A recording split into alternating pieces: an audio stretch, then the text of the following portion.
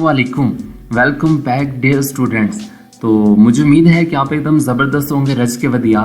तो मैं हूं आपका कंप्यूटर टीचर शाहजेब नाज, सुपीरियर ग्रुप ऑफ कॉलेजेस मंडी बहाउद्दीन। तो आज का जो टॉपिक है बहुत ही इंटरेस्टिंग है, बहुत ही मज़े का है और आज का चैप्टर 1 का लास्ट वाला टॉपिक है। तो हमारा चैप्टर 1 कंप्लीट हो जाएगा। तो हम जाते हैं अपने टाइम की बचत के लिए माइक्रोस अपनी बुक को ओपन करते हैं। तो अब देखें हमने लास्ट टाइम पढ़ा था कि DBMS है क्या, DBMS के ऑब्जेक्टिव क्या थे, DBMS के फीचर्स क्या थे। तो DBMS के अब हम देखेंगे कि हमें माइक्रोसॉफ्ट एक्सेस के फ़ायदे और नुकसान क्या है, उसके एडवांटेज और डिसएडवांटेज क्या है। तो मैंने पहले कहा था कि जो हमें ट्रेडिशनल फाइल्स में प्रॉब्लम थी वो आगे जाके आपकी एडवांटेज में बन जाएंगी, ठीक है। जो वहाँ पे डिसएडवांटेज थे यहाँ पे एडवांटेज बन जाएंगे, जो हमने ट्रेडिशनल फाइल जो हमने पढ़ा नहीं था स्टार्ट पे। तो यहाँ पे वो कह रहे हैं कि हमें DBMS क्या क्या फ़ायदे देता है। नंबर 1, DBMS एक सॉफ्टवेयर है, आप टूल कह सकते हैं। टूल कौन सा है? माइक्रोसॉफ्ट एक्सेस है, जिसके ऊपर हम प्रैक्टिकल काम करेंगे। तो ये हमें ये फ़ायदा देता है कि डाटा इंडिपेंडेंस में वे में है। तो database approach provide the facility of data independence.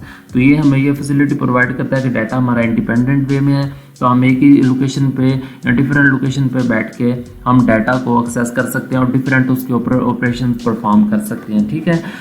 Redundancy control क्या है कि हमारी डाटा की जो डुप्लीकेशन थी, जो बार बार मल्टीपल कापीज जनरेट हो रही थी, हम एक ही बच्चे के रिकॉर्ड को मल्टीपल कापीज उसकी बना के रखते थे, तो हमें उसकी स्टोरेज जो वेस्टेज थी वो कम पड़ गया। तो हम एक ही जगह पे डाटा को रख देते हैं, तो वहाँ पे हम अपने डाटा को डिफरेंट किस्म की एक्सेस दे देते हैं। तो हमारी रिडंडेंसी कंट्रोल हुई। तो redundancy means duplication of data in multiple files. आप इसके ऊपर टिक कर लें क्योंकि ये मोस्ट इंपॉर्टेंट है। Redundancy means duplication of data, ये आगे जाके हर जगह पे यूज होगा। तो ये it is not duplicated, the same data is used at all places it is required, ठीक हो गया। तो ये अगर आपने लिखना हो तो लिख लीजिएगा। कंसिस्टेंसी कंसंट्रेट्स क्या है? कंसंट्रेट्स क्या होते हैं? कुछ रूल्स होते हैं, कुछ प्रिंसिपल्स होते हैं जो कि आपको एक टूल देता है कि आप उन रूल्स को फॉलो करके आप अपने डाटा को एक एफिशिएंट वे में एंटर करेंगे। तो ये एक कंसिस्टेंसी कंसंट्रेट्स क्या कुछ रूल्स हैं जिनको आप फॉलो करते हैं डाटा को एंटर करते वक्त डाटाबेसेस के अंदर। तो अगर डाटा नॉट फुलफिल, अगर रूल्स को इम्प्लीमेंट नहीं करते आप, तो आपकी डाटाबेस में वो कभी भी डाटा को एंटर नहीं होने देगा। चाहे लफ्ज़ आ जाए इंटीग्रिटी या वर्ड आ जाए आपका कंसंट्रेट, तो मतलब सेम है, कुछ रूल्स हैं जिनको आप फॉलो करेंगे। तो डेटाबेस सिस्टम मैनेजमेंट सिस्टम आपको एक बहुत ही इजी वे में आपको डिफरेंट कंसिस्टेंसी कंसंट्रेट्स प्रोवाइड करता है कि आप अपने डेटाबेस को एंटर कर सकें। तो ये नीचे उसने एग्जांपल बता दिया है कि अगर आप चाहते हैं कि मार्क्स ऑलवेज बिटवीन, अगर आपके बच्चे आप एंटर करना चाह रहे हैं, नंबर है आपके कंप्यूटर के 0 से लेकर 100 तक, तो कोई एक ऐसा पर्सन है जो आपके नंबर एंटर कर रहा है 101 110, तो वो एंटर नहीं देगा, वो आपको एरर दे दे कि आपने यहाँ से मिस्टेक किया है, आप काइंडली नंबर एंटर कर सकते हैं 0 और 100 के दरमियान, ठीक हो गया। उसके बाद है जी नंबर 4, इसका एडवांटेज ये है कि आपको कम्प्लेक्स डाटा रिलेशनशिप में सपोर्ट करता है कि आप अपना रिलेशनशिप डिफाइन कर सकते हैं लॉजिकली। जो हमने रिलेशनशिप आगे हम पढ़ेंगे जाके, रिलेशनशिप हमारी मल्टीपल टाइप्स की होती हैं, तो ये आपको सपोर्ट करता है। अगर आप इसको टिक करना चाहें कर सकते हैं, अगर आप ना करना चाहें तो ज़रूरी नहीं है कि आप इस पॉइंट को याद रखें।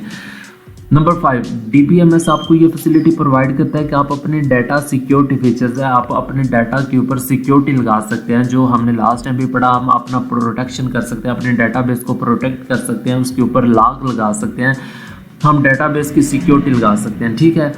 उसके बाद है जी लास्ट वन, सबसे बेनिफिट ये है कि आप डाटाबेस का बैकअप बना के रख सकते हैं, और अगर खुदा ना खास्ता अगर आपका लैपटॉप या कुछ भी डिवाइस ख़राब हो जाती है तो आप उसको रिकवर कर सकते हैं। तो DBMS हमें ये एडवांटेज देता है कि आप बैकअप बना के उसको रिकवर कर सकते हैं, आप एक एडिशनल कॉपी जनरेट कर सकते हैं, ठीक है। तो ये पूरे पैराग्राफ के अंदर यही चीज़ है। एडवांस कैपेबिलिटीज़ है, अगर आप चाहते हैं कि इनकी मज़ीद कुछ चीज़ें आप एक्सेस करना चाहते हैं एडवांस फॉर्म में, तो आप इनके ऑनलाइन भी कुछ कैपेबिलिटीज़ को एक्सेस कर सकते हैं। अब ये है कि आप इसके डिसएडवांटेज क्या है।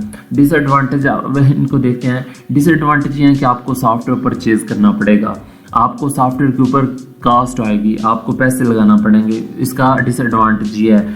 तो ये एक वेरी लार्ज होता है, कम्प्लेक्स है सॉफ्टवेयर जो कि आपको परचेज करना पड़ता है। नंबर 2, आपको कास्ट आएगी हार्डवेयर के ऊपर। आपने जो सॉफ्टवेयर रन करना है तो वो उसकी कैपेसिटी कितनी है, उसकी स्पेसिफिकेशंस कितनी है, क्या वो आपकी डिवाइस के ऊपर रन कर पाएगा या नहीं।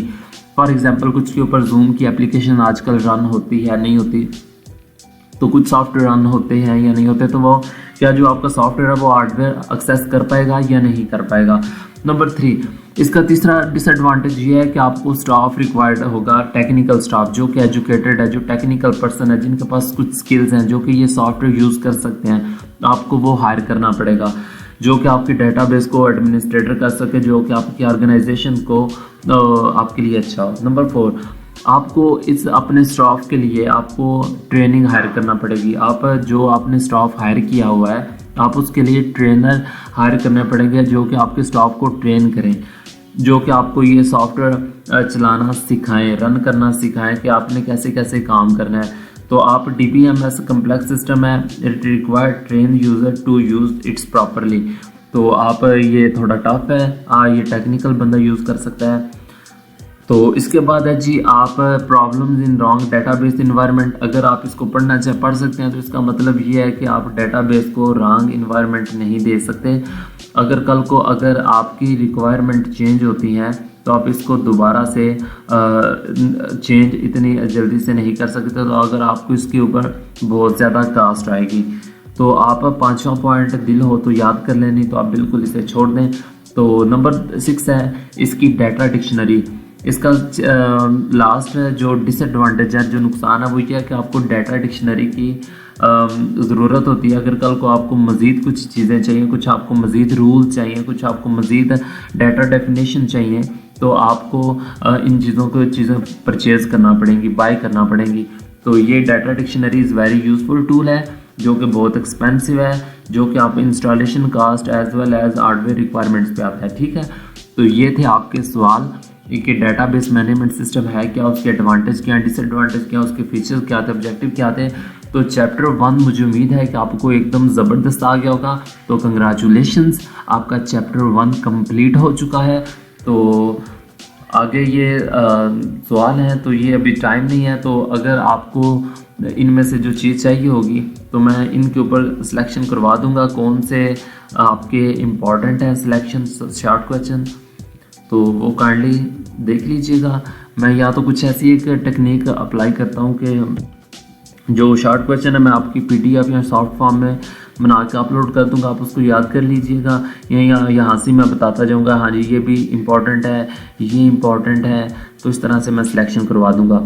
और काइंडली चैप्टर के एंड पे ये जो 3 डेफिनेशंस हैं, what is the use of DDL, DML, DCL, आप इन तीनों के ऊपर टिक कर लें, इसके ऊपर भी टिक कर लें, इसके ऊपर भी टिक कर लें। ये तीनों की तीनों बहुत ही इम्पॉर्टेंट हैं, हर दफ़ा हर साल हर बोर्ड में, गुजरात वाला बोर्ड में भी इन तीनों डेफिनेशन में से एक डेफिनेशन लाजमी आती है। ठीक है, तो ये साथ में डाटा डेफिनेशन लैंग्वेज है, ये SQL की कमांड्स हैं। तो ये जो आपको कैपिटल लेटर्स में लिखा गया तो आपने ये साथ में लाजमी लिखना है। डाटा मैनिपुलेशन लैंग्वेज क्या होती है और DCL क्या होता है, डाटा कंट्रोल लैंग्वेज, या इसके ऊपर कौन कौन सी कमांड इंप्लीमेंट होती हैं। ठीक है, तो आप ये आपकी MCQs में भी चीज़ आ सकती है।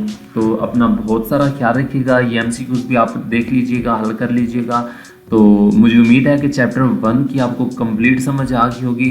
तो इंशाल्लाह हम अगले लेक्चर की जानब, जो अगला लेक्चर होगा, अगला चैप्टर होगा, हम उसमें चैप्टर 2 में चैप्टर 2 का आगाज़ करेंगे। चैप्टर 1 अगर आपको अच्छा सा आ गया तो चैप्टर 2 समझ लें कि बिल्कुल आसान सा काम है। तो इसी तरह हम अपनी चीज़ों को जल्दी से सॉल्व करते जाएंगे। तो अपना बहुत सारा ख्याल रखिएगा। तो लाइक करें, सब्सक्राइब करें और शेयर करें। तो मैं हूं आपका कंप्यूटर टीचर शाहज़ेब नाज। अल्लाह हाफिज़।